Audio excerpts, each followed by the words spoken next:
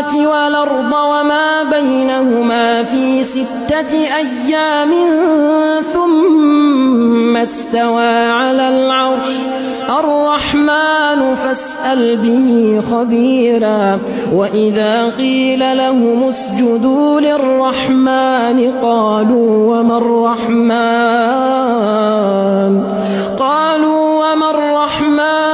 أنسجد لما تامرنا وزادهم نفورا.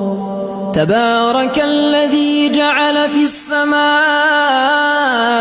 بروجا وجعل فيها سراجا وقمرا منيرا وهو الذي جعل الليل والنهار خلفة لمن أراد أن يذكر أو أراد شكورا. وعباد الرحمن الذين